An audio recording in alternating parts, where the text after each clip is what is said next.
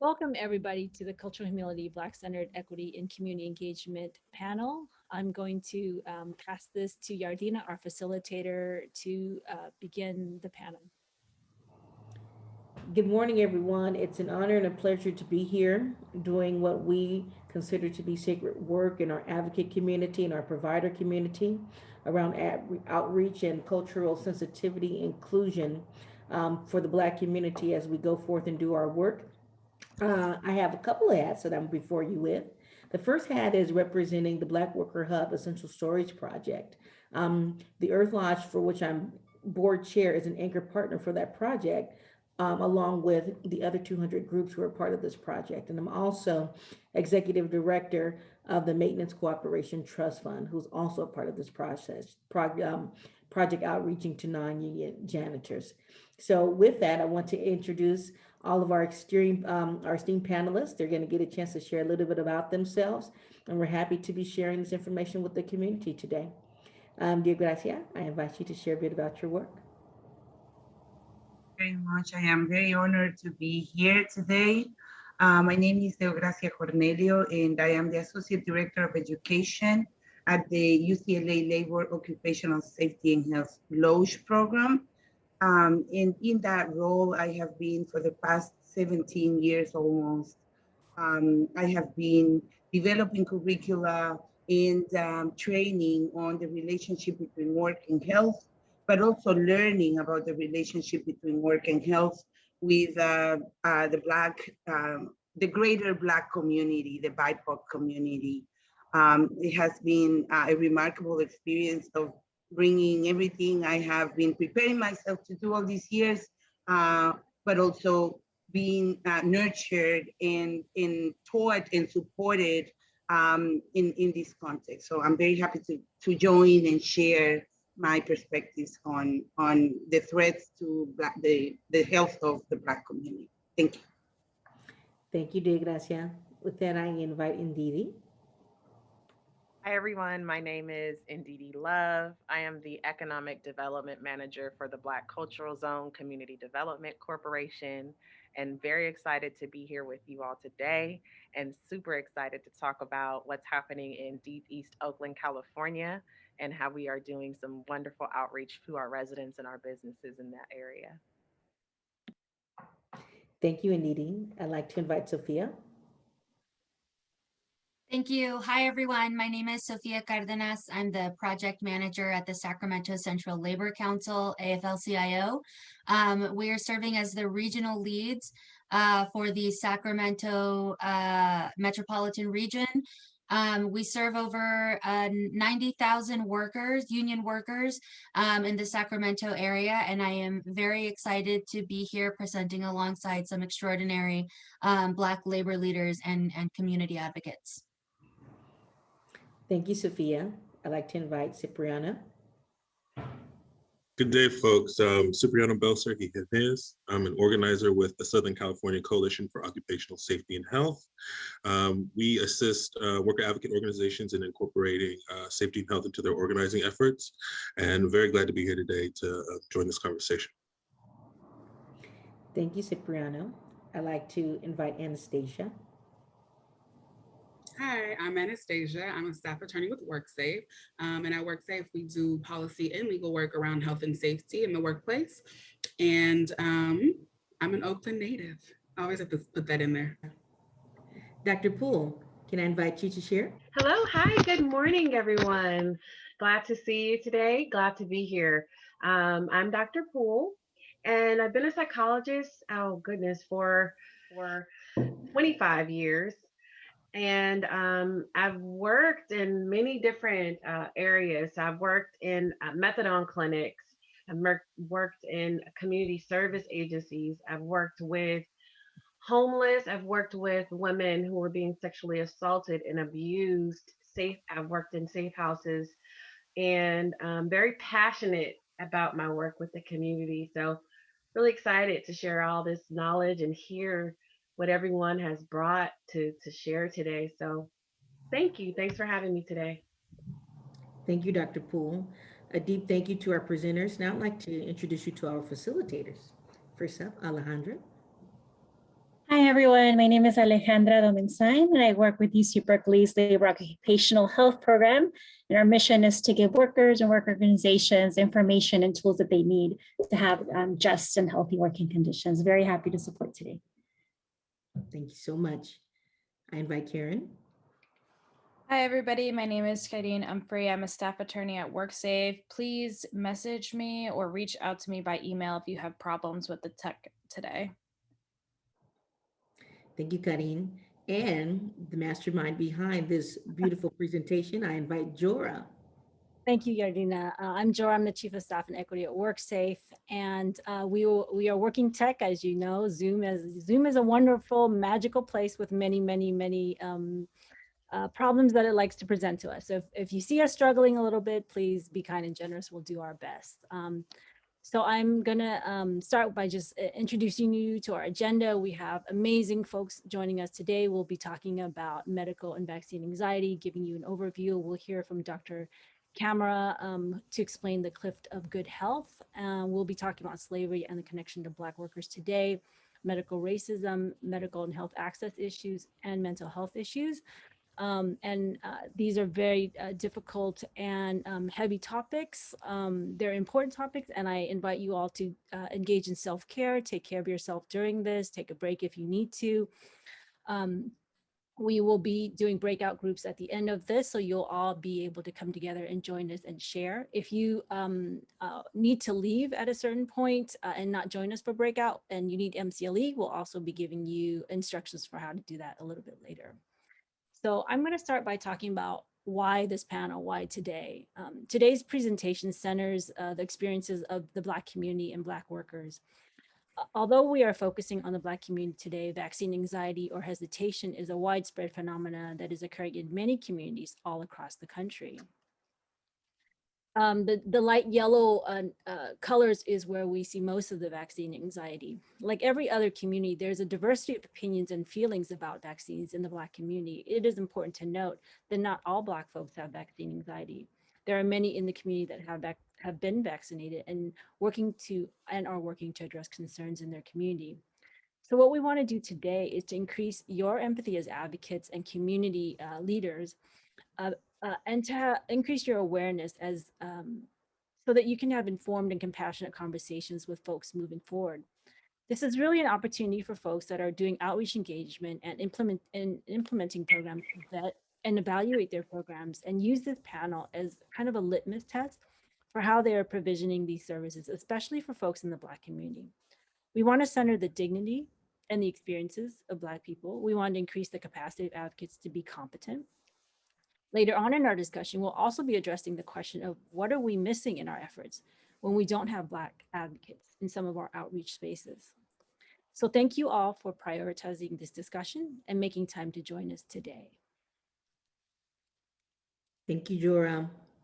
Thank you for grounding us and explaining the context for this very important topic and taking the time to carve out the space to bring us all together to discuss, to arm ourselves with knowledge as we do outreach in our communities. Now we'll hear from Cipriano of SoCal Kosh. Thank you so much for that, Yardina. So I think to kind of continue to frame today, we're gonna take some time to look at this video. I think through our work and our own kind of personal experiences that we've seen how COVID-19 has devastated our communities and disproportionately impacted the communities of Black folks and the Latinx community. So we're gonna listen to Dr. Camara Jones, who was the former head of the American Public Health Association, give us an explanation of how these social structures and social systems that we exist in affect vulnerable communities in the context of health. So yeah, with that, let's get into the video.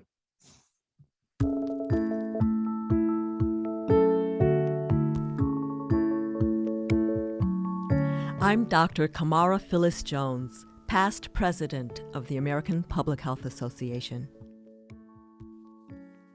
You may have heard the saying, an ounce of prevention is worth a pound of cure. When it comes to health and well-being, preserving health is always best. But there's more to the story. Imagine that someone is walking along and whoops, they have just fallen off the cliff of good health. And if that were you, you'd be relieved to find an ambulance at the bottom to speed you on to health care. But what else can we do to protect you? How about a net to catch people? But nets have holes, so some people may still fall through, and the net is likely to rip over time. What else can we do? Clearly, we need to build a fence at the top of the cliff to keep people from falling in the first place. But if a lot of people are near the edge of the cliff, even a really strong fence will not be enough.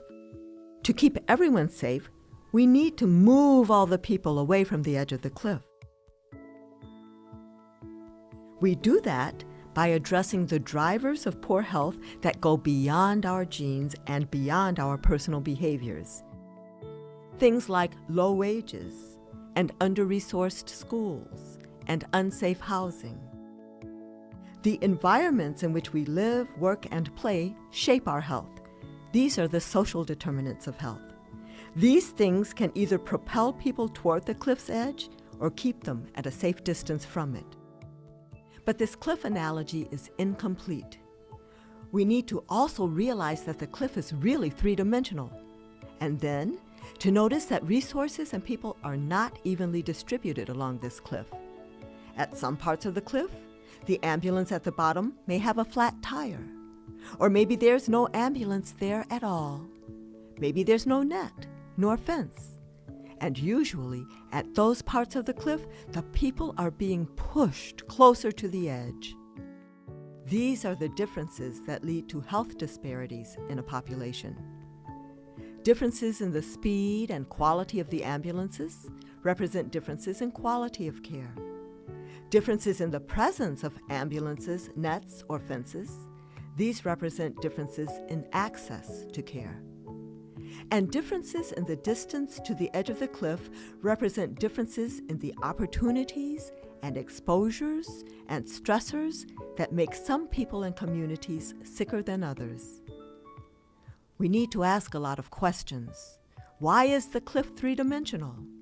Why do some parts of the cliff lack ambulances or nets or fences?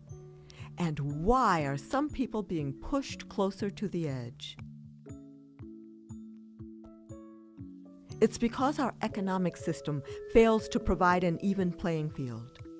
It's because racism, which is foundational to our nation's history, is still with us and continues to cause profound harm to us all. And because discrimination against people of color, women, immigrants, the LGBTQ community, poor people, and others holds back our nation's health and well-being. Everyone should have the opportunity to achieve good health. If we try to address the social determinants of health without tackling these bigger systems of structured inequity like racism and sexism, we risk moving some people away from the cliff's edge, but not others. We risk making health disparities worse. Experts at the Urban Institute are exploring how local, state, and national policies have gotten us to this point, and what policy solutions inside and outside the healthcare system can drive fundamental improvements in health and well-being for everyone. We can all play a role. We can support our kids' teachers. We can participate in neighborhood cleanups. We can volunteer with community organizations. And let's recognize and dismantle racism, sexism, and the other big systems that assign value and structure opportunity in ways that undermine some groups more than others but hurt us all. Doing so will radically improve health and well-being for everyone by creating the conditions all of us need to have the best health possible.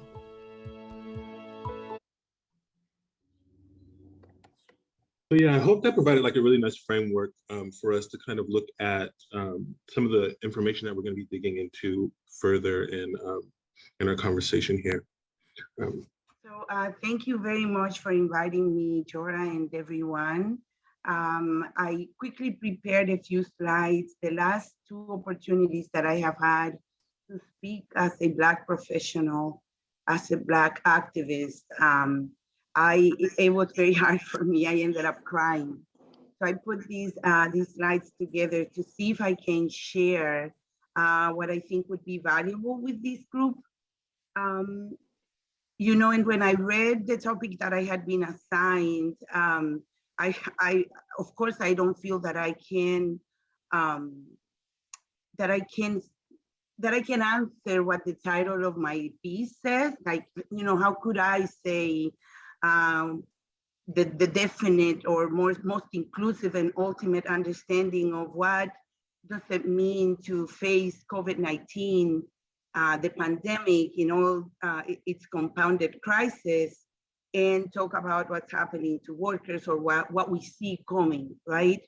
So I tried to think about that title, and I said, I am gonna talk about effects that I can see, in the ways in which we are a part of this system, and the ways in which we are making a difference. And there is a battle between different professional visions, different perspectives, but when we are coming together as we are in this and other contexts, we are strengthening that voice. So I asked myself, what can I share? And I usually like to say who I am and where I come from in terms of my thinking. I was educated in the social sciences, and I was educated in critical theory, post-colonial theory, feminist theory, Black feminist theory, and liberatory education.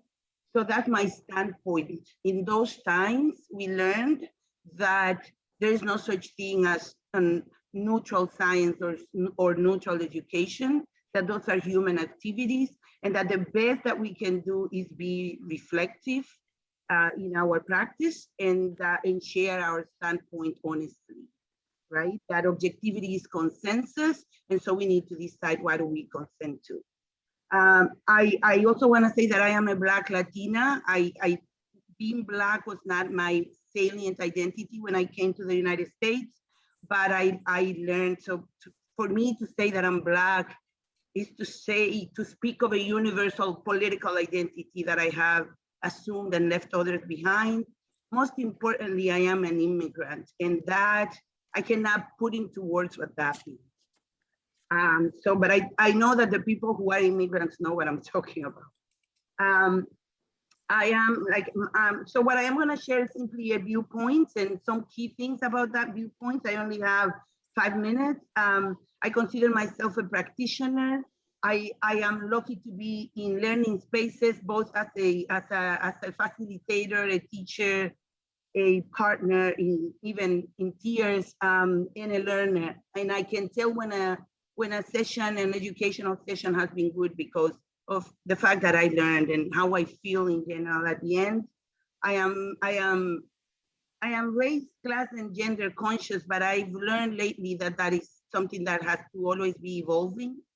And I have a professional vision. This is an important concept that I learned in my recent studies in critical linguistics. We all bring our professional vision to the work that we do. So I am trained to see the universal in us, the I, we, our minds, how do they work? I am also trained to see the social relationships, and to try to understand them and to add meaning to them by asking what is happening here, how is this being accomplished, and why is this happening? We talk a lot about root causes. And what I always like to do in my work is to make the case for safety. As we say, it is an argument, it is contentious. I am worried about what I'm seeing. So it's also a charge to us, to people like us. It's a prayer, really. It is, you know, we witnessed a lot of trauma in this work. And it's a promise, a commitment, and a swearing, because I feel very indignated by what I see happening in my work. So when I ask myself, what can I and should I share? An important concept that I've adopted for my work, since I used to be a counselor for abused women, is that ideology is the mobilization of meaning to serve relationships of power. So that is what I teach. That is what I base my work on. I realize that long-term relationships of inequality are relationships of domination, and that's what we see in the workplace, inequality. So domination has to be maintained. I know that this is done in many deceitful ways because it's chronic, but that violence escalates. And I think that's the moment that we are at right now, in a moment in which the ruling classes are losing their grip, and therefore they are becoming more deranged. And we can see this in the micro and the meso and the macro context. We have to learn to see, as I always say, the pathologies of power. Dr. Paul Farmer talks about pathologies of power as the illnesses that are caused by abuses of power. I like to think of them as the ways in which power itself, exercised to abuse, to dominate, is unnatural and is sick, and it makes us all sick. Next slide, please. So just some images. This is the result of a very brief research project. You may have seen my friend Vero use this slide. I recall, and we have the pictures of the flip chart in which we were like just adding what we were learning from warehouse workers in that brief community-based research, and we found that workers were disconnected from their bodies, that they were working with broken shoulders, that they had narratives that helped them rationalize what was a horrible situation. And so my sense from me and from my work environment and from this field is that we are exactly like that worker too. And that's a blind spot that we have, that we talk of the system, but we don't see it inside of us. We don't see it in our organizations. We don't see it in all of our relationships in the community. And we don't see it because we are afraid to feel, because we are thinking of ourselves as nowhere. We are disconnected from this experience too. And what I learned with my friends is that it is a working class theory, that is an embodied theory. This out of this pain, out of this being so tired, that we can develop a liberatory language and a liberatory education. Next, please. So I was just at this beautiful park in upstate New York. I'm in New York City right now, and I saw this image, and it made me think of that long-term relationship of inequality that I see in the workplace.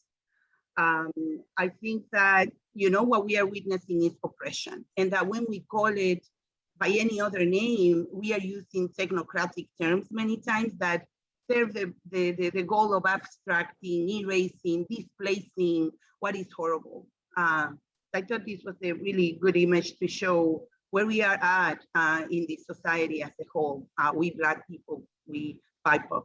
Next.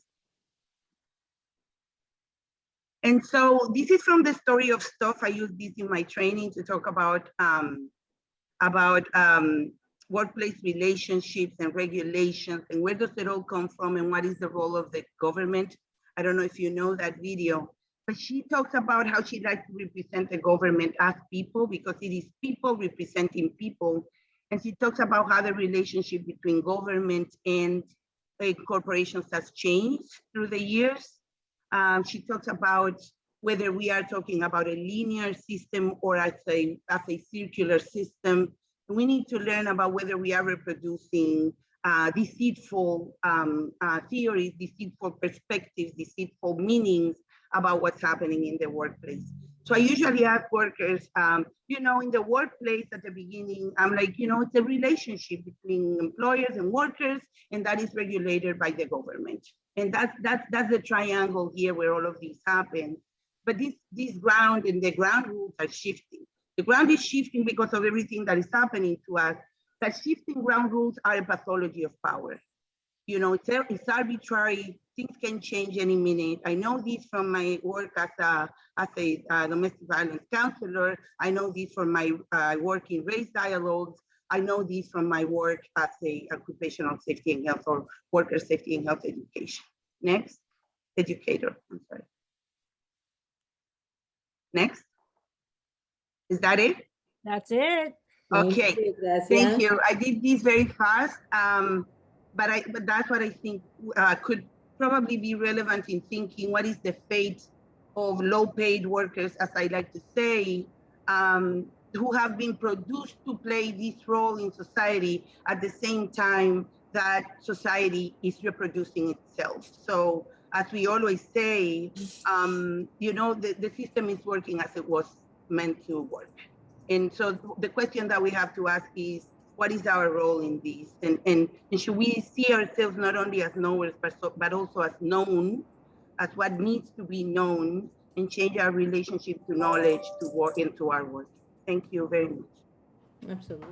You know, Deo Gracia, I love what you shared, because when we talk about the history, the herstory, the history, when we really look at how far back this system goes, we can go to the next slide, please. There's the place and space of now, and then there's the place and space of 1619.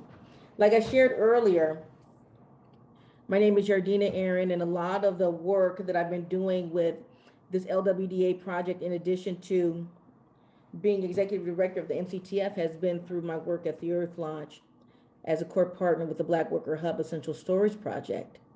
And we created this graphic in order to address and increase an understanding of the trauma, to contribute to the discussions around being trauma informed when it comes to Black trauma around work. And part of our work is around Black workers' rights and wellness, that they have to go together. So many people, especially Black people, went to work the very next day after watching the very public murder of George Floyd. And the trauma of that is something that we have to address as a people, and those of us who are on this call as low-wage worker advocates. And so this has been part of our contribution in order to raise awareness of what that means, and to begin to invest resources into that here in our country and here in our movement, especially in our low-wage worker movement. Now, the graphic that you're seeing is a timeline. We developed this timeline in order to tell the story, remember the story, and begin to spark change for a different future for Black workers, to end the cycle of trauma, to end the cycle of discrimination, and to end the cycle of exploitation, which so many of us have experienced coming back from the first time. A lot of us call slavery the original wage theft. We just didn't have an LWDA office. And some of us are aware that there's currently a reparations movement being moved by some of our state legislators. That may be something that we in low-wage worker advocate community may want to participate in and give voice to, because there are efforts that are happening that have come out of the Black Justice Uprising of last year.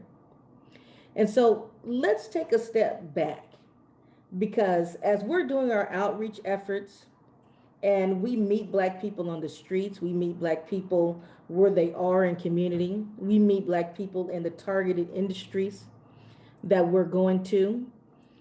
By having a deeper understanding, it helps us approach in a non-judgmental way when we're talking about cultural competency. It helps us put aside our bias, right? One of the main things that we address amongst those of us who are advocates, those of us who are on this side of the aisle giving services, is to become aware of whatever bias we may hold. And a lot of times that bias is unconscious. I often give the example in my role at the MCTF. If our investigators who may not identify as Black go to a building to do investigatory work, is their experience going to be different if there was a Black investigator going to a commercial office building to do investigatory work? We proposit, absolutely. Would they be flagged by security faster? Would they even get a chance to approach and talk to workers? And so much of this happens on a subconscious level. And I would like and invite, whether you put it in the chat or put it in your heart or put it in your notes, even while you're doing outreach now, are you carrying any biases? When you see a Black person in your route, in the neighborhood, make sure you take the effort, the extra effort to make sure that they get the materials as well. I believe that all of us on this call in this effort are committed to this, are committed to inclusion across the board, but some things are unconscious. Sometimes there's fear involved. But right now is the time for us to take the step, because a lot of us were also out there in the world and doing services during last summer. One main point that I wanted to make in my slides is that it is a very particular experience to come into a working context under the guise of slavery. To have never been paid, to have had no hope of payment. You can knock on the door. To have never had any hope of payment. You did not come seeking economic opportunity. You were literally a chattel slave. And the only way to remove yourself from the situation was to literally risk death. The context itself is trauma-inducing. And when we think about during the history and the evolvement of time, you know, you can see in the slide, we're going back to 1916, no wages. Then we go to the 1800s with the Emancipation Proclamation, the guise of freedom, but we know that sharecropping, indentured servitude, free didn't mean free, you know, until certain laws began to be changed when you're considered 3/4 of a person. That a lot of the jobs that we are experiencing were once Black jobs. The cooks, the maids, the handymen and women, the gardeners, the cooks, I think I said the cooks already, the domestic workers, the janitors, those who were tending the fields, those who were tending the animals. Almost every low-wage industry has its legacy in the Black community, and especially the Black Southern community coming out of the South.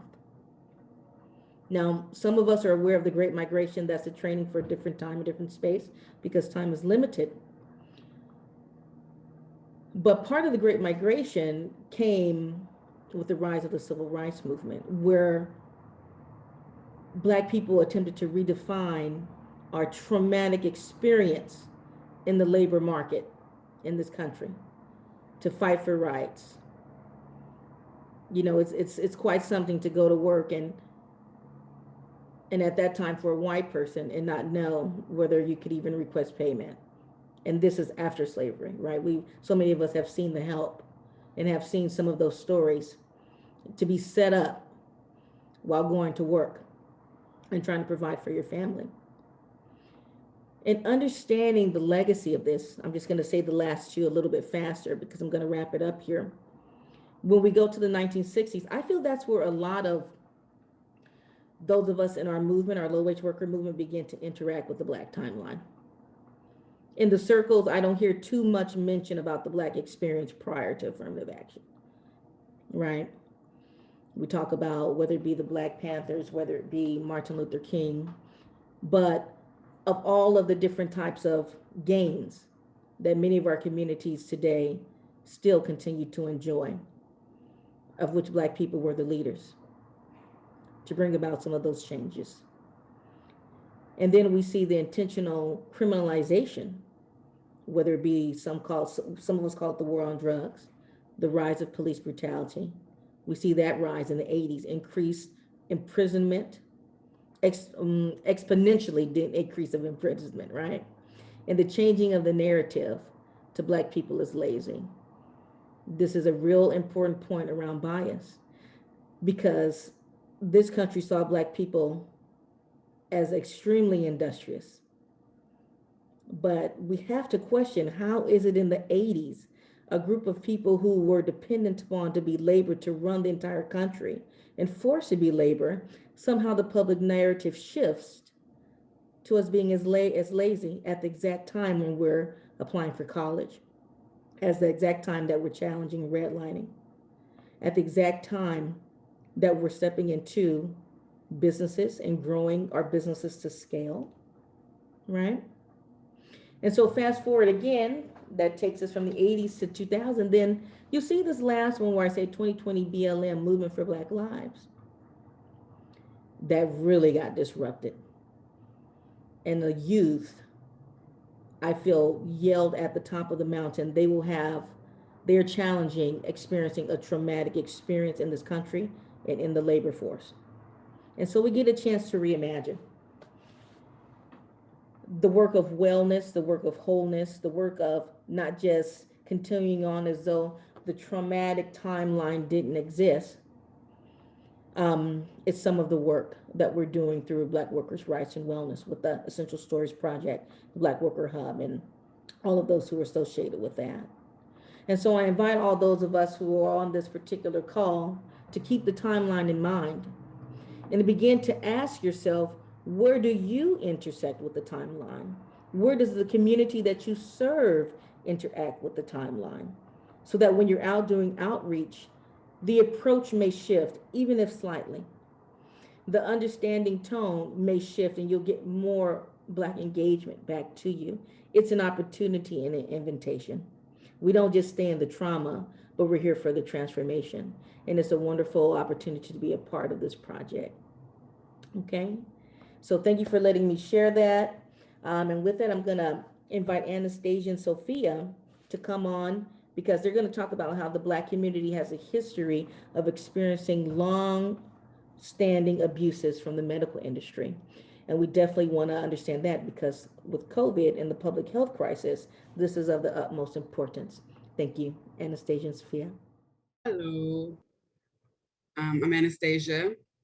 And like Yardina was saying, my purpose today is to really hit on vaccine hesitation in the Black community in historical context that helps us all as CBOs better interact with our community. Yardina gave an example. I'll give another one. You know, if my mother tells me one thing and my best friend tells me another, I'll receive it completely, or tells me the same thing rather. I receive it completely different because if my mom, I feel it's coming from a place of like condescension and like know-it-allness or judging me, I'm just like, girl, I ain't hearing it. If my best friend comes at me more, you know, on a level basis, and I feel like she's empathetic and she understands, I'm probably gonna receive that a little bit better. My mama is gonna watch this and she's gonna be mad at that example. But yeah, and that's what we're trying to do is give people the empathy and the tools to really understand that this is bigger than Tuskegee. It's bigger than just, you know, one incident or Black people being paranoid. It is systemic from the time we got here until now of medical violence being enacted on us being used as guinea pigs. And so that vaccine hesitation we're seeing with the communities we're interacting with under this grant could be rooted in that. And so understanding that will better facilitate conversations that hopefully will lead to a different end result, which is everybody getting their shots and COVID going away forever. And so also just keep in mind, lots of people have gone through medical experimentation in this country, unfortunately. This one, we're particularly focusing on the African-American community. But that's not to say that we are the only ones who have experienced this. So I wanted to briefly talk about the transatlantic slave trade, just because when I say African-American today, I'm referring to the descendants of enslaved Africans in the deep South of North America that have been there for the last 500 years. That is an African-American, that is a Black person for the context in which I'm using it today. However, the Black community today hails from all over the world. Like Dale was saying, she comes from Latin America, there, Jamaica, Canada, Africa. And so it's important to know that these experiences are endemic, are particular to this community, but all the Black community people that we are interacting with today come with their own legacies of slavery in their country and the violences that were perpetrated against them with medicine by their enslavers, by their colonizers, by their governments.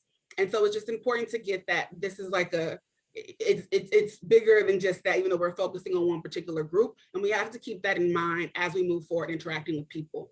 For instance, in Jamaica, there was this guy named John Queer in the 1700s. He literally did smallpox experimentations on enslaved Africans in Jamaica. And he said in his notes, he did tests that he knew he couldn't have done in Europe because nobody would allow Europeans to be experimented on like that. He wanted to know about inoculation effects on newborns, on menstruating women, on pregnant women. And so who did he pull from? Enslaved Africans in Jamaica. This violence spans. And so now we're going to move into America in the antebellum period, which is pretty much just before the Emancipation Proclamation. So one of the first acts of medical violence was actually in the sense of what is it called, like mortuary science. And so, you know, back in the day, even today, I'm an organ donor, and I'm like, I don't know if I want folks cutting into me after I die, but I'm gonna let them. But you know, it's a weird concept. And so back in the day, especially with people being way more religious and the idea that the body should not be desecrated, even after death, then the 1800s, people did not like the idea of giving their body up for dissection after death. But science knew that this was an integral part of learning, a teaching tool for new doctors, of a way to understand how the human body works. I can't tell Tommy what's wrong, why his heart is hurting, if I don't even understand how the heart works in the body. And the best way to figure that out is by looking at people who are deceased. So because people didn't want to volunteer their bodies or their loved ones' bodies for dissection after death, they pulled from enslaved people, and they would literally pay enslavers, aka slave masters, to give them the bodies of dead enslaved Africans. There's also a nursery rhyme called The Night Doctor. And I just thought I knew it because my grandma from Louisiana and she crazy. But this actually, I read it recently in this book that I was reading.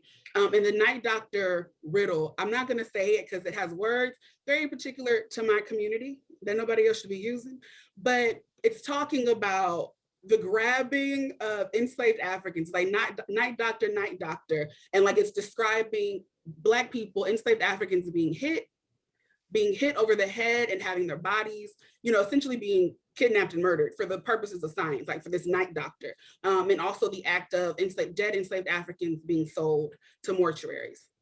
And so on the slide is just some quotes that people have said in the past. Again, these were not backwood things. Well, the Night Doctor was backwoods, but these were things that journals of science and medicine, newspapers of the time were publishing.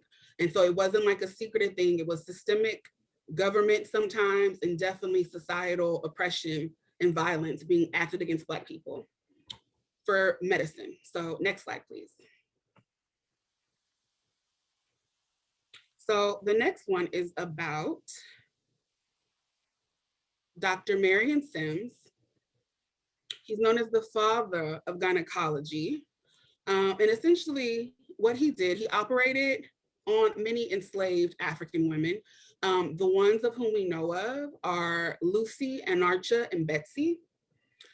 And what he did, he is known for creating a procedure about vaginal fistulas, that it seems that it's something that happens with your pelvis after you give birth that affects your ability to control continence. And so it was a big thing back, I mean, forever, it's still a big thing, but especially for women who were enslaved, because their whole point was to make babies and work. And so if you can't control your bodily functions, that's a problem for enslavers. So Dr. Marion Sims operated without anesthesia on slave women vaginally. And sometimes, you know, that would also include going in through the stomach to explore the uterus. He did that even after anesthesia became available. And eventually one day, some years later, he opened up a practice on the East Coast, and all of a sudden, you know, it was for white women and there was anesthesia. And so this is one thing that we know about, right? You can only imagine all the other horrors that didn't make it into the annals of history. So yes, Lucy, Anarcha, and Betsy, the victims of the father of gynecology in American medicine, highly respected individual at his time and still revered by many people. There's a tool used in gynecology called the Sims tool to this day, named after him. So again, medical violence in antebellum era in African communities. The next slide, please. So a disease called freedom. So again, to highlight just how integral science was to reinforcing racism and understanding why science and medicine for Black people today sometimes is a little like, I don't know, I don't trust it, I don't believe y'all, because y'all use us all the time for generations, for centuries. In the slave times, one of the diseases they had came up was called drapetomania. And it essentially was, the drapetomania referred to the disease of runaway slaves. And the reason drapetomania existed was because enslavers were too kind to their enslaved Africans. They were too familiar. And the way you treated drapetomania was by, I believe, whipping the devil out of them as a preventative measure. And we all have watched enough slave movies, I'm sure, to know that that slave masters took that to heart. And that was just one of the diseases this doctor came about with. His theory was published, I believe, in the Louisiana Journal of Science or of Medicine. Again, these are not backwoods people and ideas. These are ideals promulgated with pride, with vigor by esteemed institutions. In the 1960s, again, you see this casting or presenting of schizophrenia all of a sudden as a disease that was aggressive, and they were tying it to people who were involved in the civil rights movements. They were aggressive, they were upset because they were schizophrenic.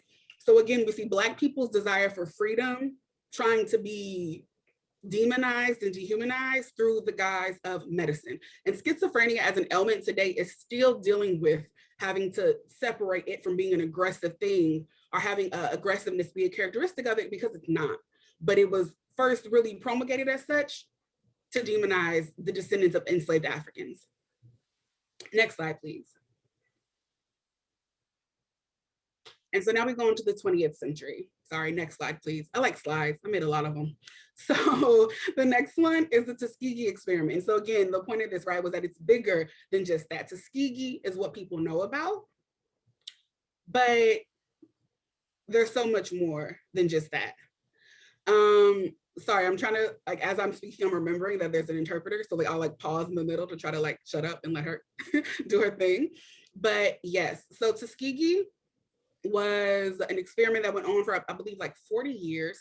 And they took about I've seen different numbers. Some say 400, some say 600 Black men, and who had syphilis, and they said that they were treating them, but they weren't treating them. This went on even after the discovery of penicillin, and that it was an effective means to cure syphilis. But they wanted to experiment. So they used Black men who were sick. And syphilis can kill you. There's 3 stages of it. The last stage goes to your brain. You can die. So, but you know, it's Black bodies, so who cares? And also we talk about the 600 or 400 men that were part of the study, but we have to remember the partners that they had in the Black community, possibly outside of the Black community, but racism always has collateral damage, right? And so it wasn't even just those men who were part of the study, it was all that they came in contact with that they could have also possibly infected, thinking that they were cured, they were good, they were fine because they're part of the study and being treated. Next slide, please. I also do want to mention, sorry, there was the original syphilis study was actually done, I'm so sorry, but in a Latin American country, I forget which one. And they were actually infecting prisoners in Latin America with syphilis to see what happened to it. And we all know the racism that is pervasive in Latin America for indigenous peoples and Black peoples too. So we can imagine who their target audience was for that. But sorry, moving on. So then in the 1920s, there was a school that essentially became an all boys or an all Black school, and it was a boys' school. And this doctor was like, oh, guess what, Black people, we have a treatment for ringworm for your kids. You know, bring them on in, we'll give them this treatment, get rid of ringworm. And what they were actually applying knowingly to these Black boys' head was radiation to see how it affected human beings.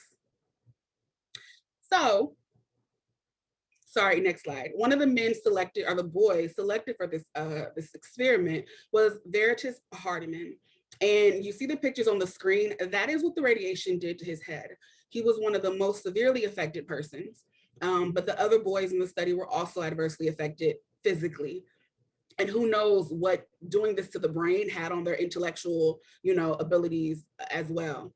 And so all of this is like, oh, the 1920s, so long ago. This man died in the early 2000s. So when I talk about, again, the legacy of this trauma, I don't know if he had kids, but the people who knew about his story had kids, who had me, and the people that you're encountering in these communities now who are like, we don't want no vaccine.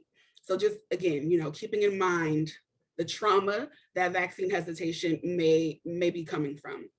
Next slide, please. Also, 1950s, branch of the military decides that, biochemical warfare, great thing, first off, and we should test it on Black people. So what they do is they drop these paper bag bombs, really just paper bags, into predominantly Black neighborhoods. I think it was two. The one talked about here, it was in Avondale, Florida. And these mosquitoes had malaria, and they dropped them from a helicopter, a branch of the military, into Black communities in Florida to see what happened if people effectively got malaria, so that they could see if they could do this in the countries that they will be fighting with. And we all know who America enters wars with. Sorry. So, and that was the 1950s, 1960s, and that was the branch of the American military. Next slide, please. 1990s, a prestigious US university decides that they believe, or they want to see if there's a genetic cause for aggressive behavior. So they pull from a group of, they provide actual bribes to Black families, probably low-income ones, offer them money to study their children. All of the boys in this study were Black, save for the ones who were Latino. And there were a whole bunch of, there's documented human rights violations as part of this study, but the children were taken overnight, and they were taken from all their drugs and observed, experimented on, and given another drug to see if their aggressive behavior had a root cause, because Black men, brown men, they're violent. So let's see if their violence is like a genetic, factor. And this was in the 1990s. Next slide, please. And so I'm now going to hand it over to my colleague, Sophia, to discuss the ongoing current instances of medical violence. I do want to point out, just to be candid, Sophia is not of African descent. Sophia recognizes that she is not of African descent, and that this panel was explicitly supposed to be coming, about stories from us, by us, about us. She is here because I asked her to do these slides, so just keep that in mind. And yes, Sophia, thank you. You can go now. Thank you for that introduction. Okay, yeah, so for the rest of our presentation, what I'm going to try to do is connect these instances from the 19th and 20th century, and present how they're still very much present today, and how that can influence vaccine hesitation. So as Anastasia mentioned, a lot of medical advancements in the United States actually came out of the torture of enslaved Black people. So it's important for us to just have in mind that medicine and many advancements in medicine were built on the torture of enslaved Africans. Enslaved people were denied human rights, and I'll show you later on in my slides also how human rights are violated in American medicine today when it comes to addressing health concerns in the Black community. And I also wanted to touch a little bit on social determinants of health and how historical medical racism impacts Black health today. Next slide, please. So some lasting effects of medical racism in the United States. Infant and maternal mortality rates are shamefully high in the United States, and Black mothers are overwhelmingly represented in those numbers. White supremacist perceptions of race dating back to enslavement continues to affect the medical care of Black people today. For example, medical interns were in 2016, medical interns were asked to gauge pain tolerance in the patients that they were seeing, and overwhelmingly these students reported that Black people were actually experiencing less pain, which is not true. I also want to say that these patterns are not universal, and these health disparities are uniquely American. So I'll talk a little bit about how racism in the United States particularly contributes to Blackness being a health risk, really. Hold on, let me see. Okay, yeah, next slide. So into the 21st century here, the American eugenics movement was born in the 1800s and founded on racism. And that was true even in California. So throughout the 20th century, most states had federally funded eugenics boards. In California, there was something called the asexualization. Was the forced sterilization of at least 20,000 Black and Mexican women in California. And it is actually one of the laws that inspired Adolf Hitler in World War II. Were offered sterilization in return for reduced sentencing. And the reason that I'm mentioning this here is we are a campaign that is being funded and propagated by the state. And so I want to connect vaccine sterilization to medical care and medical information being given directly from the state, and how that hesitation is linked to these instances of the state harming Black people directly. Next slide, please. Okay, racism and medical negligence. Racist beliefs associated with slavery continue to justify medical negligence today. As I mentioned earlier, students found that Black people experience less pain, and this is likely what causes 15% of inaccurate medical recommendations by doctors being given specifically to Black people. And these have detrimental effects.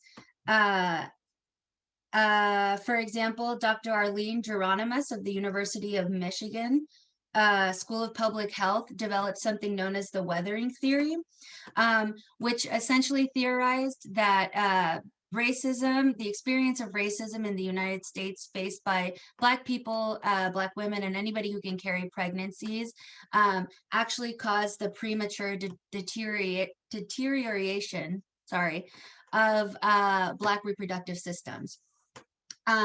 She found that Black teens were at lower risk of pregnancy-related complications than women who were in their 20s. And she believes that this is because the stress of racism actually shrinks Black uteruses. And it's not just women, hold on. It's not just women who experience these. The #1 cause for premature death in the United States for Black people is related to hypertension and heart disease. And studies show that these effects actually happen as early as 8 years old for Black children. Also, these effects are not impacted by things like education or socioeconomic status. In fact, college-educated Black parents are twice as likely to die in childbirth than their white counterparts. Final slide, actually. Okay. So bringing this back to our campaign, I put up here some areas in California where the HPI is relatively low. And we'll see that in these, are actually extremely low, dangerously low. And we'll see that in these areas, the Black population is either the predominant population or a large part of the population. And so we can see how these, how this history of medical racism impacts Black health today. And we should keep it in mind when we're doing our outreach to Black communities. And that's the end of mine, and I will pass it to Nandidi Love. So real quick, I just wanted to Oh. transition, no worries, sorry. So yes, again, this was just to highlight the ongoing existence of medical violence in the Black community. I just did want to leave you guys with a bit of a heavy coin, but to help understand this in the international context as well. The Black relationship, the diasporic Black relationship to Africa is a complex one, but it's there nonetheless. And when COVID first happened, a French guy, a doctor, was on a news syndication. He was like, oh, we should test the vaccine in Africa first because they don't have masks, they don't have the ability to resuscitate people, they're highly exposed to COVID, we should try it on them first. Although languages transfer, I have African, Francophone, and Caribbean friends who were livid by this. So even if French is your first language, this was offensive. And so this was in 2020 about COVID, and a Black person in America hearing them want to test on Africans, we know it's because they're Black, and you can't do it on us how you used to do it on us.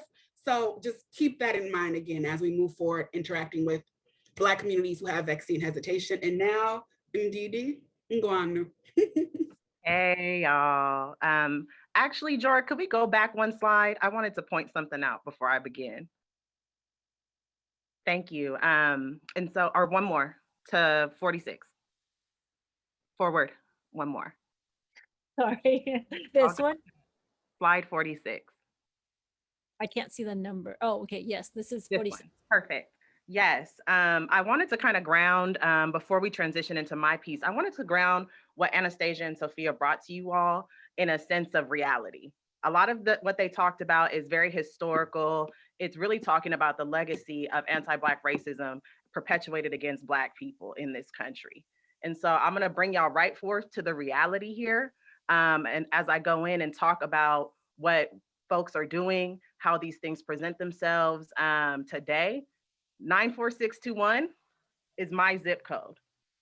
All of these stats pertain to me as somebody who is here speaking to you all about provisioning services around vaccine trepidation. And so within everything of this, this historical racism is encoded into my DNA and how I have unexplainable apprehensions towards the healthcare industry and things that, even if I were to sit down with a therapist, it would be difficult for them to peel this back and undo these centuries of trauma that we've seen.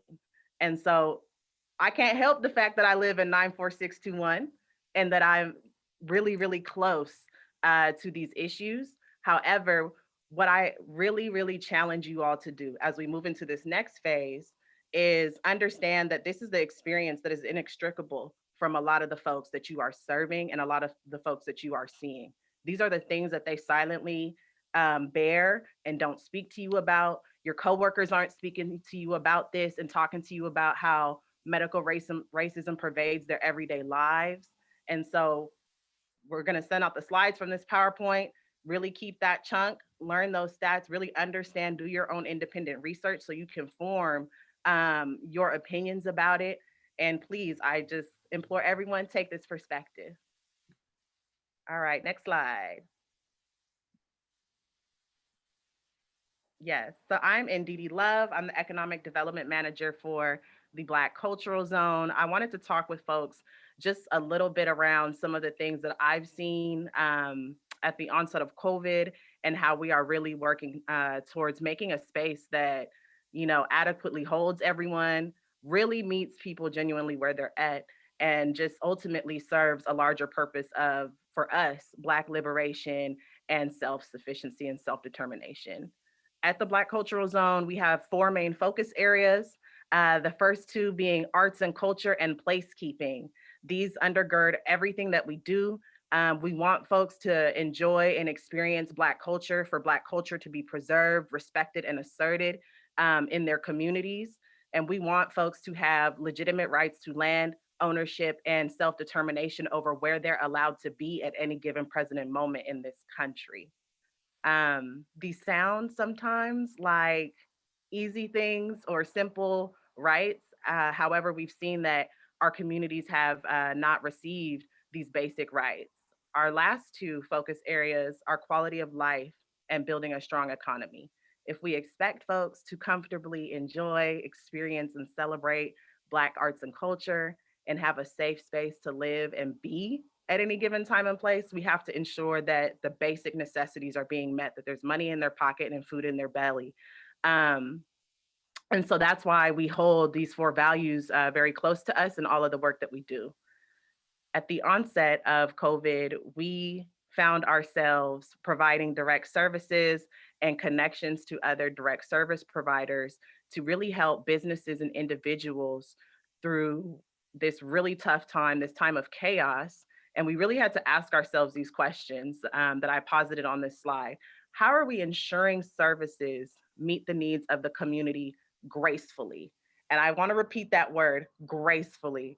I have done engagement and outreach and canvassing for the last 10 years of my life, and grace is highly important. And that's, for me, that's the thing that determines whether you've gotten this person and you've achieved your goal and that impact on that specific person versus when you didn't. And it's really about how you sell it. And Anastasia talked about this at the beginning of her presentation too. Her mom might tell her something and her best friend might tell her something, and it's gonna sound different. And so for us, we had to build that into the ways that we did outreach. Another central question for us was, how do we establish trust within this community? For some of you all, you are not culturally embedded in the community that you're serving. You're not physically or geographically embedded in the community that you're serving. I have the wonderful privilege of having some autonomy over where I live. So I chose to live in 94621, and I chose to live in a specific place to be able to fully understand what this community is going through and understand how we can meet them where they're at. And so I embedded myself in a particular community to ensure that I would see the same type of impact. That is a privilege. Not everyone can do that. And so for those of you who may not be as embedded and knee deep in your community, you have to ask yourself these questions in a way that is honest and in a way that is genuine for you. For us, we really had to sit down and assemble our community partners amongst all these different levels, our actual community residents, to make sure that what we were doing was accepted and very much so appreciated and needed by the community.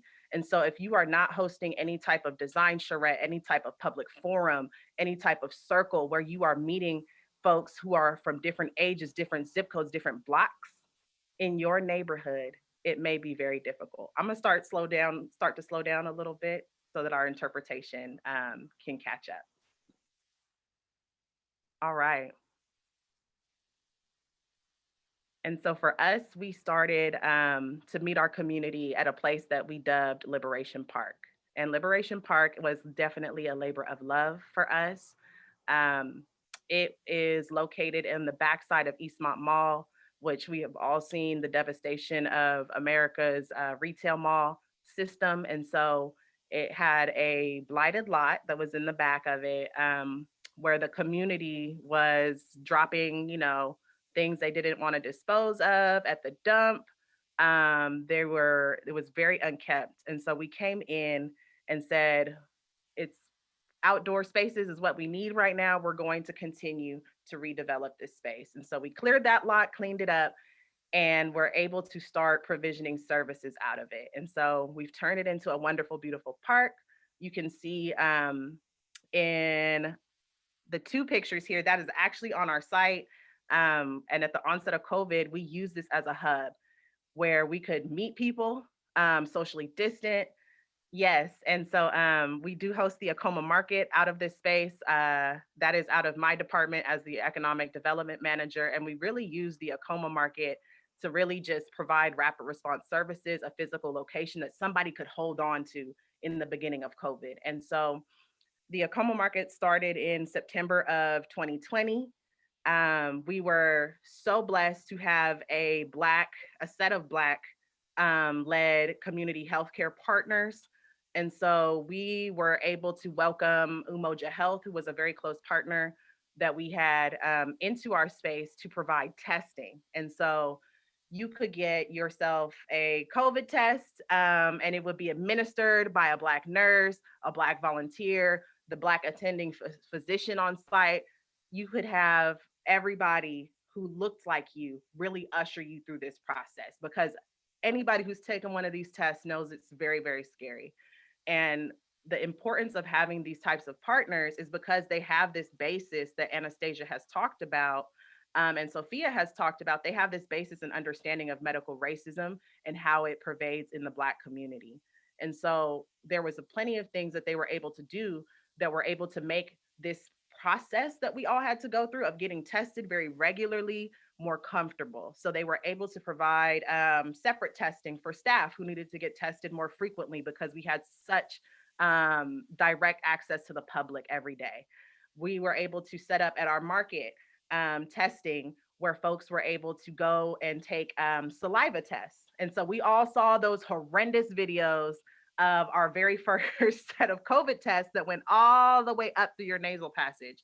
And so we were able to really push and find a way to get out of the swabs. And so as you see on their flyer, no swabs at our site. We were also during this time giving away hot and ready meals to folks. We were giving over like 10,000 meals a week to people, 100 grocery boxes to folks, making sure that they had food. And so when you came to our site, you were able to take care of more than one thing. You not only got your test or your vaccination, you were able to get some food. You were able to come to the Acoma Market and get anything non-food or fresh produce that you needed. And we made sure that we had all types of attendance and folks on site to really support folks. I want to take my last few minutes and talk a little bit about, are we truly meeting people where they are at? For us, this was something that really was a learning moment for us as an organization, because what we saw was that there's a difference in experience between the outreach worker who is being paid administratively to do a whole bunch of different things, maybe learning new systems like MyTurn.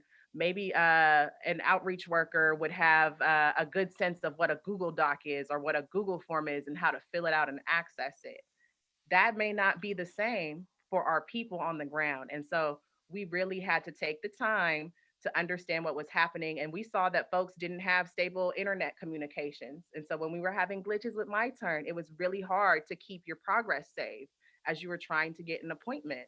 If you don't have good internet or it's spotty, folks were maybe only had their phone or a tablet that they could access things on. And so things had to be mobile ready. What if you're a senior who maybe might plan their entire week around the one day that they go out and run all of their errands? They may go to the doctor's office, the grocery store. And so if testing or vaccinations aren't provided on that day, you're not going to see that elder taking the extra risk to leave their home. And so for us, we found out all these things and had to immediately find solutions to mitigate for those things.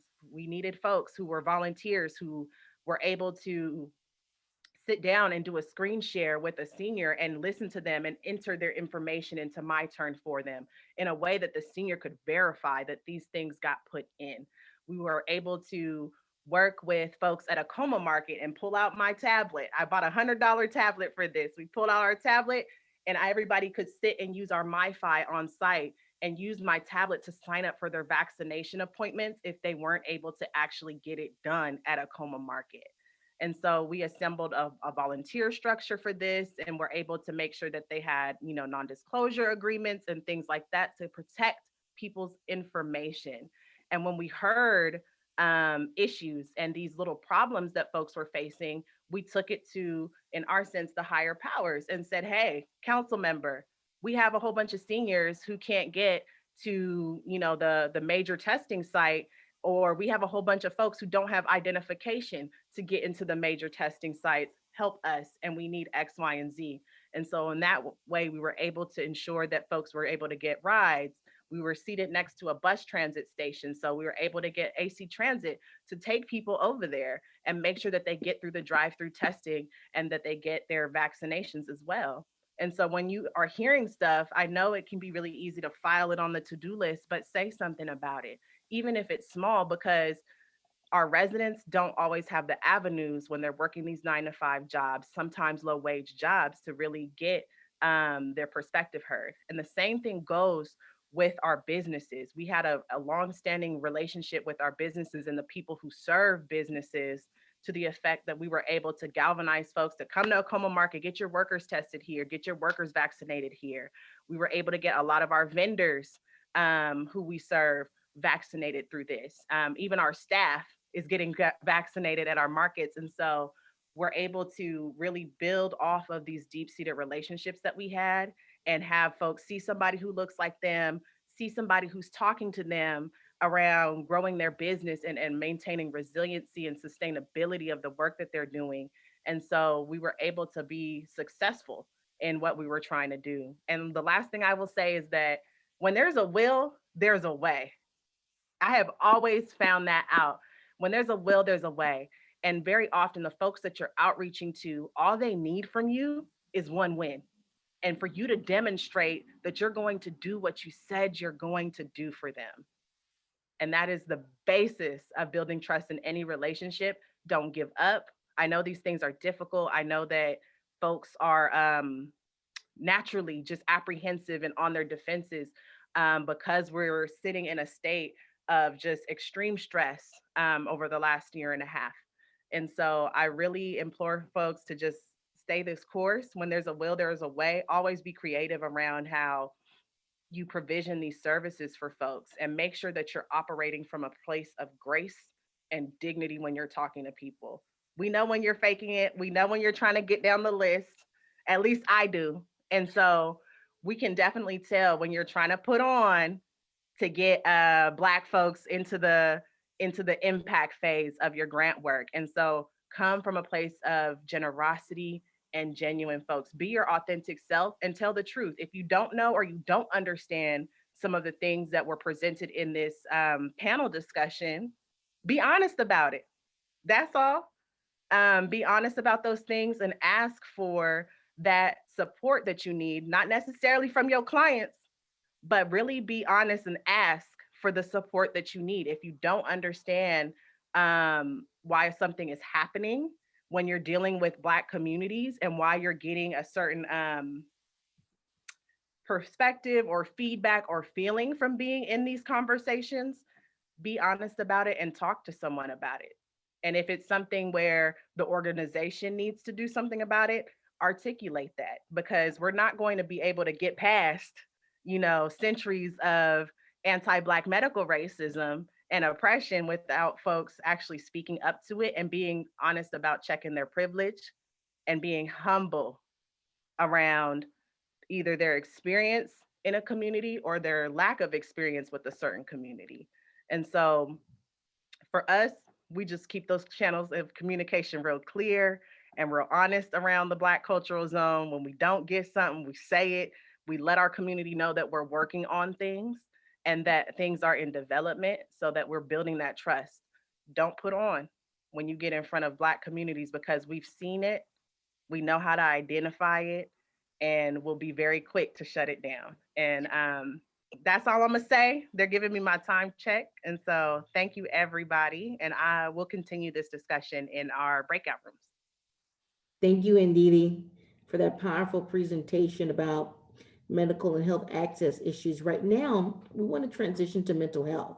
We know that mental health has been a concern, especially in the pandemic, and I'm happy to have Dr. Poole join us to talk about mental health issues in the Black community. Hello, good morning. I wasn't sure if the slides were able to come through or if I should share. Oh, there we go. Okay, perfect. That works. Thank you. I'm Dr. Khayr Poole. Glad to be here. I'd like to say thank you to Jora. Thank you very much, as well as WorkSafe. I'll go ahead and get started. and just talk a little bit about mental health care access issues um, when people of color are marginalized. Next slide. And we see here that there are more people of color, there are more Blacks who had doctor's office visits over the past year who had difficulty getting needed care, tests, and treatment compared to 6% of whites. So it's twice as many Blacks who have problems getting the services they need. Next slide. So just looking at some of the factors that play into the inequity in healthcare, specifically mental health care, underrepresentation of Blacks in the field. We need to graduate more people of color, more Blacks in the psychology field. We need to encourage our youth to pursue those areas so that we can have that representation and a higher representation in the future. Also,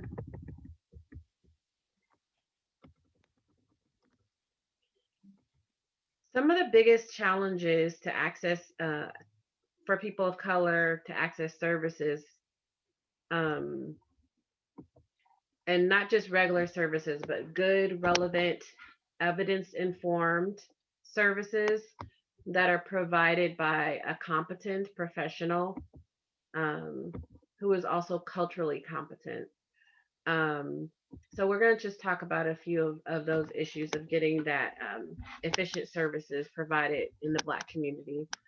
I use the word marginalized. Looking at the dictionary definition, it refers to something or a group that is considered and viewed as insignificant.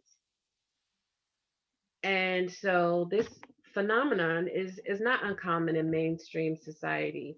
You can look at all the unwarranted deaths of Black people by law enforcement officers, and that'll specifically just give you a sense of how deadly the mentality can be when you have a group that's viewed as marginalized.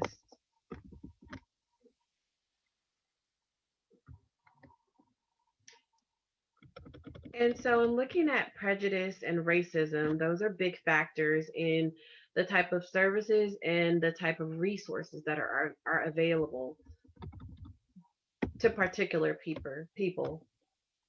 For example, in the 80s, there was the war on drugs, and the prisons were filled up with Black people. In 2018, we had the opiate crisis, who was more so affected in the Caucasian community, and with white people, it was they created drug courts to get those individuals into treatment and away from incarceration. So just looking at, historically how different the two groups were treated. And I mentioned cultural competence because there are some providers who are willing and ready to work with Black clients.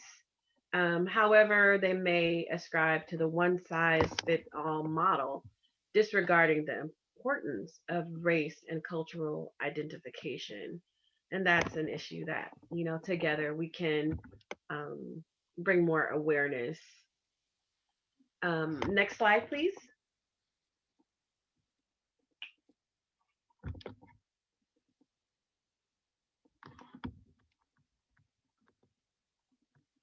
Good, thank you.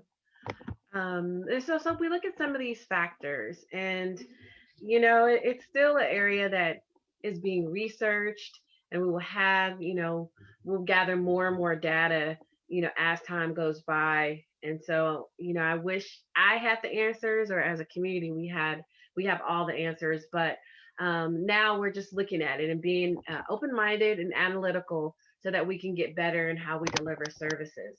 So in the Black communities, there's often lack of insurance, financial resources, some of this has been eloquently described in the previous slides and presentations, myths and taboos. You know, what have we heard from what happened in past generations?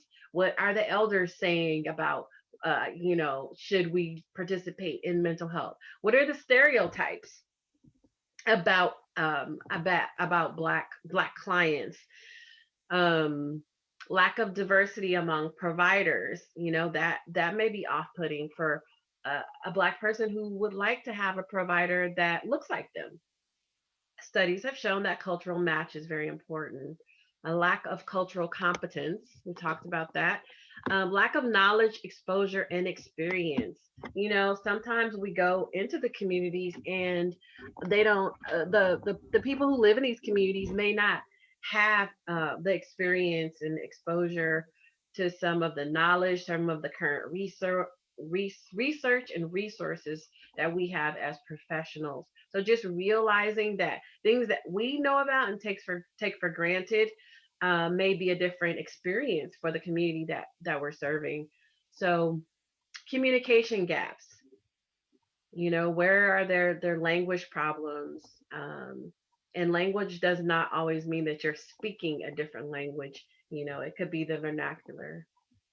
Distrust in the system, inadequate support for mental health services in our safety net settings. This is really interesting when you look at the graph that we saw earlier about the access to services in the different neighborhoods. There was slide 46, which was Inglewood, Oakland, and all these different areas with, you know, inadequate housing, education, access to medical insurance, and you're looking at all these things, yet many of these areas have Medicaid. A lot of these people are on Social Security, and a lot of these families are involved in children's services, elder services. And so we look at, well, if they're involved in all these services, why aren't they having access to these other things? And so that's the thing, inadequate support and inadequate structure for some of these supposed safety net settings that are prevalent in a lot of these communities that still don't have basic resources. And so we'll go ahead and go to the next slide. All right, okay, so just looking at how we can change some of these dynamics. You know, I've worked in the community for a while, and you know, there's a micro community and the macro community, and then there's the household. And it's really important just to have that network, so that all these systems are working together, right, to benefit the community. And so what can we do? We can partner with agencies that represent who we serve. You know, going into different Black communities, look and see what's already established there. Look and see what's working. Respect those community agencies, partner with them, partner with homeowners, landowners there. When we talk about safe spaces, have it on land that's owned by somebody in the community who can invite and have the people that we want to target to come to those events. If it's a person of color event, you know, let's have it on our land with, you know, our people for our people. As well as examining and learning from mistakes. You know, everything we do, we want to try to have a systematic analysis of is it working, what worked, what didn't work. We want to build that in. You know, we don't want to keep inventing the wheel. We want to build on successes, and that's also why partnering with other agencies is helpful, because you know, we want to be able to analyze and use things that work. Participate and provide psychoeducation.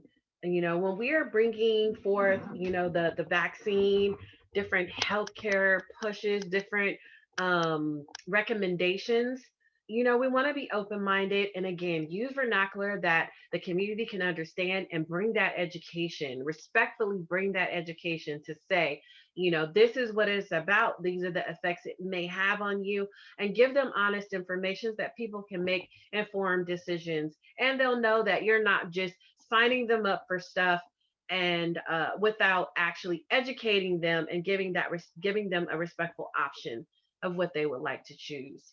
Normalize conversations about mental health and the barriers to treatment. And this is sometimes why cultural match works and is pushed, because sometimes you might have somebody that looks like us or looks like you, and it's like that person is talking about their own challenges and they're talking about their own experience, and it goes a lot farther sometimes than talking to someone who has never been in that person's shoes, similar in that person's similar position.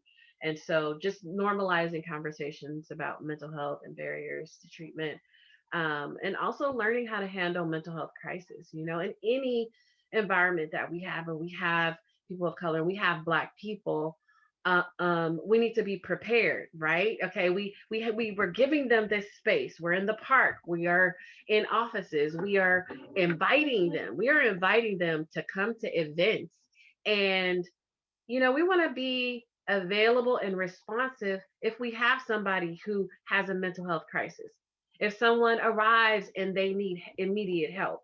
So we want to be able to not only tell them, come on in, but we want to be welcoming, and we want to be prepared, to handle crisis.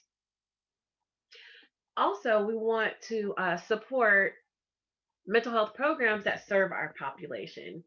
Um, and that's kind of, when we see programs that are doing the work, have a high participation, we want to support those programs. And of course, vote for propositions and policies affecting access to mental health. When we look at slide 46 with those statistics on there, the provision of programs, mental health programs, substance use programs, healthcare programs, where all of that stuff went through some type of voting process, some type of policy making, and sometimes that's the level where we have to implement, our efforts, and as well as participate and promote events such as this one. We have 100 people, we have 80 people today, and next time it might be 800, and we want to push programs like this. We want to keep it going, and we want to have it so that the wider community is exposed to this information. So that's important, very important. And just being open-minded and authentic when having cross-cultural conversations about mental health. We all have the ability to touch each other, and it's not that it always has to be a Black person reaching out to another Black person.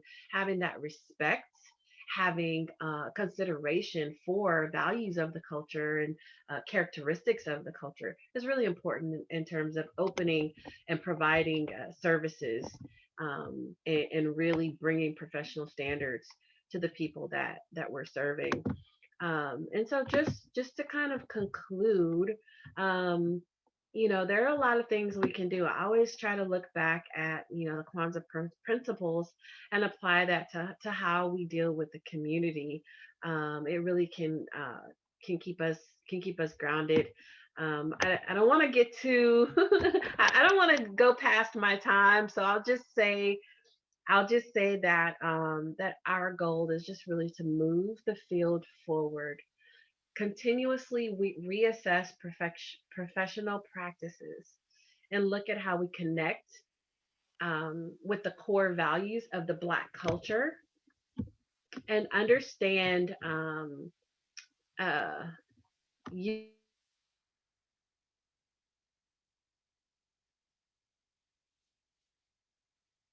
Uh-oh, do we lose Dr. Poole? Looks like it. She froze. I think Well, Dr. Poole is timeless. That was yes. awesome. You come back, Dr. Poole, please finish your thought. See if she unfreezes. Give her a couple seconds. Okay. Well, I want to thank Dr. Poole for not just the context, but also for the stats that she brought around the uptake rate. Services to a much needed population. And that's it for me right now. I'll go ahead and let the presentation continue. Thank you, Dr. Poole. That was wonderful. Now, I'm going to pass it to Jora, but I just want to give a quick thank you to all of our presenters, our panelists, our facilitators, and all of those of us who came to show up. And hopefully that this is just the beginning. You saw in the chat how a lot of us were saying that this is the beginning of these conversations, not the end. We're using the catalyst, especially of last summer, to help change the future face of our movement, of our advocacy, and of the work that we do together. And with that, I want to give a thank you to everyone who's here today, to our ancestors, to all of the workers associated with our organizations, and to the future.